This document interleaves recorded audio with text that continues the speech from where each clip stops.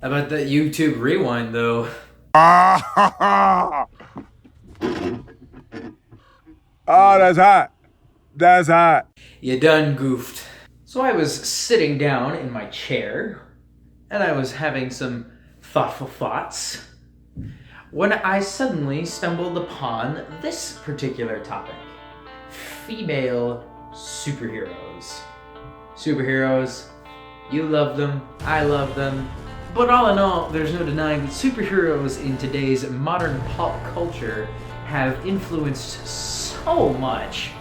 Also, a little bit of an RIP to Stan Lee, the real MVP. You will be missed. Also, Steven Hillenburg while you're at it. Particularly within the realm of influence, Marvel has had more than their fair share of the cake, with, I believe, 19 movies now. I'm gonna round it to 20, with around 20 movies out, especially with one of them being perhaps one of the most influential films of all time, that being Infinity War. There's no denying that it has certainly wedged its way into history, particularly film history. But people have kept claiming that it has a glaring problem. No female superhero movies. Now, I do digress. I'm a little surprised it hasn't happened yet. I mean, DC finally up and put on their big boy pants. Or should I say, big girl pants, I guess. And finally stopped making garbage and decided to create Wonder Woman! A film that's actually decent. You hear that, DC? You actually made a watchable movie. Congratulations, everyone. Round of applause for DC. I get that it came out last year, but even so, when you've got abominations like Batman versus Superman, you gotta celebrate what they get right after that. Oh, and who could forget the Oscar award-winning Suicide Squad? That's a phrase that exists. But yes, ironically, that was one of the first things that DC managed to get to before Marvel, was having a female lead superhero movie. Now, granted, that's not too much in comparison. I mean, Marvel has definitely achieved their own level of feats with, Infinity War, Black Panther, which in and of itself people claim to be a majestic masterpiece of representation. Ah yes, the first superhero movie with a black lead character. Yeah.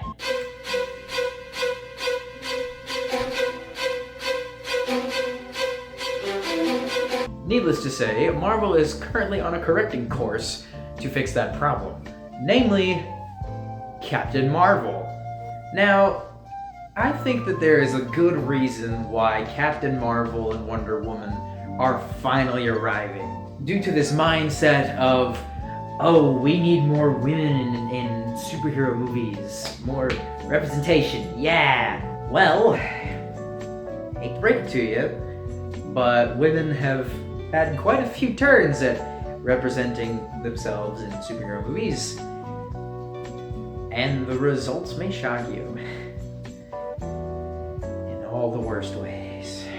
Allow me to read off a list that I drew up earlier of various occurrences of female-led superhero titles. You may recognize some of these, you may not. Let's go off. Wonder Woman, 1974. The Secrets of Isis. Yeah, I don't think that one would fly today. Wonder Woman again, 1976 to 1979. Electra Woman and Dyna Girl, 1976. Supergirl, 1984. Birds of Prey, 2002.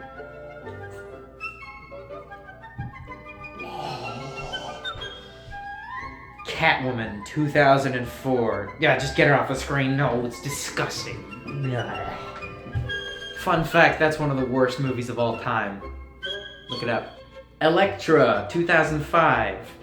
Also not that good on the list. Jessica Jones, 2015.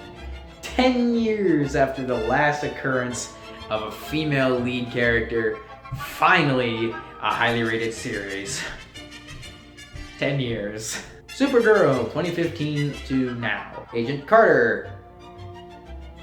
Apparently this one was really good, but then they canceled it?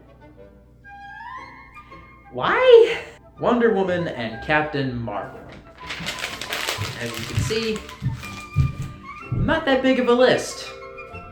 And the reasons why may offer why. Initially, comic books were presented to, just an audience of children.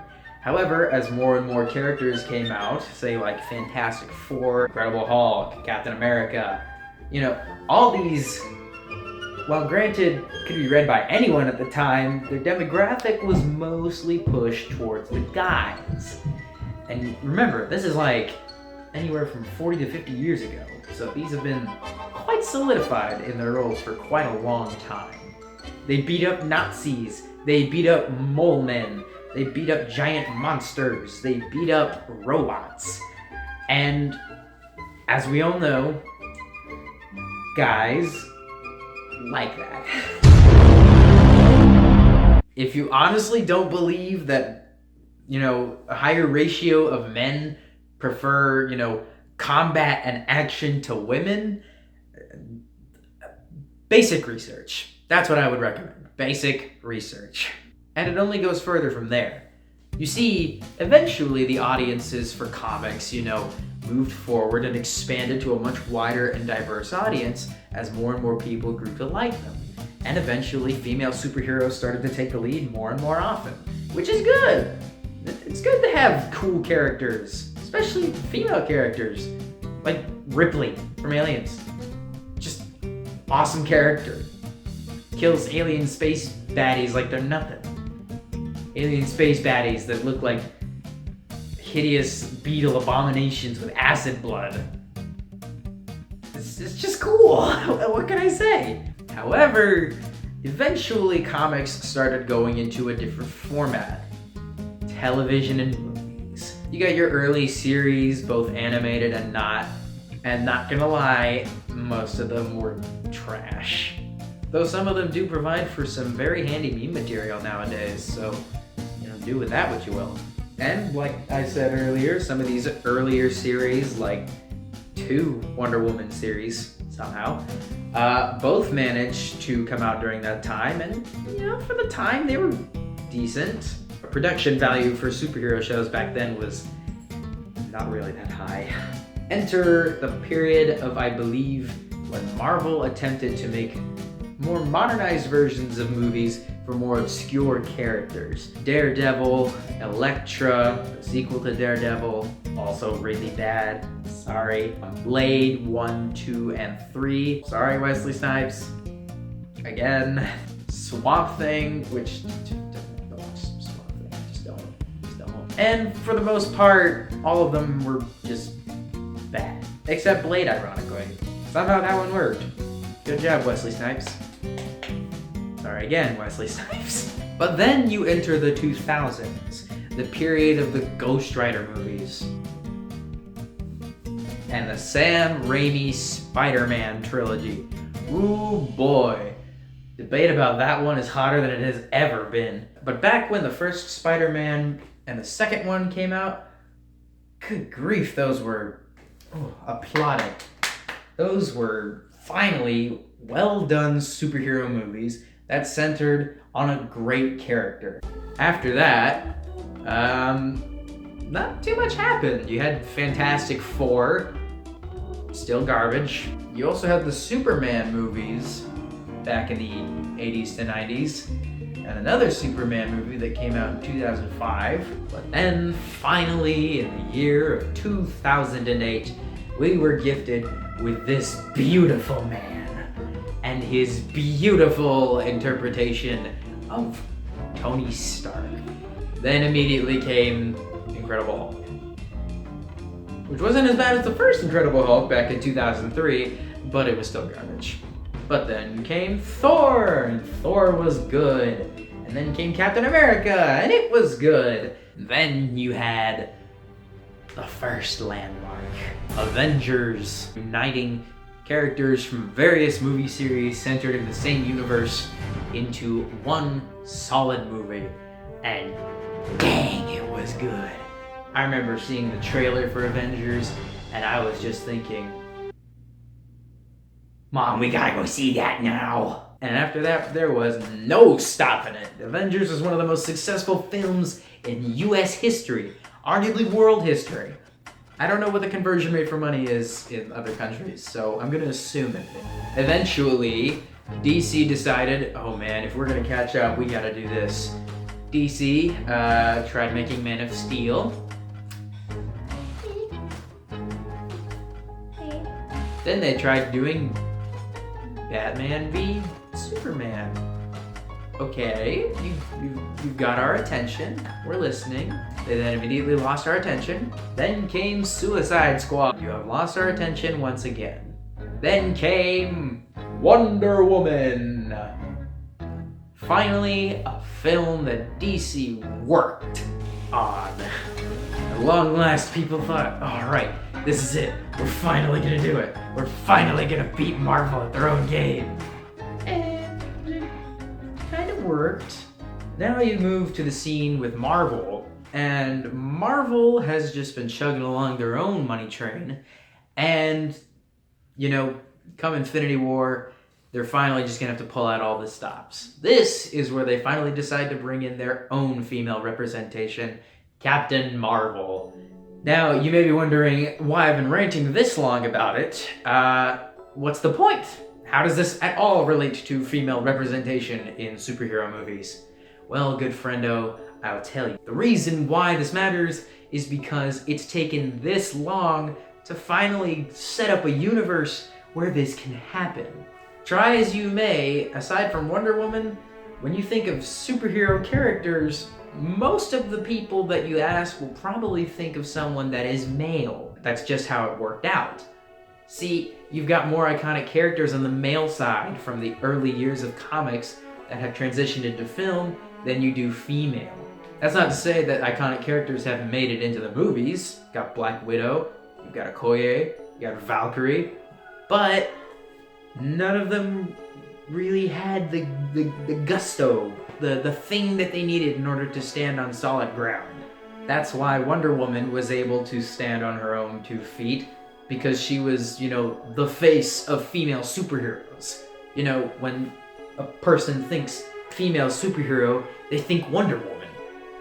She's kind of just the default. So anything other than that doesn't have the ground to work. It just wouldn't work by itself until you figured it out. So when Marvel finally managed to establish themselves, albeit it did take a little bit, but they finally managed to establish a foothold for their first female lead character, Captain Marvel. So, long video shortened, because I think this is going to be a very long video. Female superheroes needed a good setup to be properly introduced. But don't worry, they're coming. I don't really think this topic could fit on anything else other than superheroes, given the current cultural trend of them in today's society, and most other film representation roles have quite equally been filled in women, in my opinion. I mean, I haven't studied every movie ever, but as far as I can tell, which is quite a bit in my own knowledge and study, the bar is pretty equal. I mean, what can I say? In essence, just chill. Just chill. Okay? It's not that hard. Don't worry. Your patience will soon be rewarded with your awesome, strong, independent female characters, which are the leads. I've ranted for way too long about superheroes. This video probably will not have any importance in the next 20 years. And I hope you enjoyed. Hope you're all having a wonderful Christmas time. I know I am. Gotten to spend a lot of time with family and friends before I head out. Very grateful to have that. Grateful to also celebrate Christmas. It's just my favorite time of the year thus far. Especially with the 2 preceding, get ready to have holiday months. So, it's a good old time. I wish you all Merry Christmas. I'm gonna go and chug some eggnog. Bye.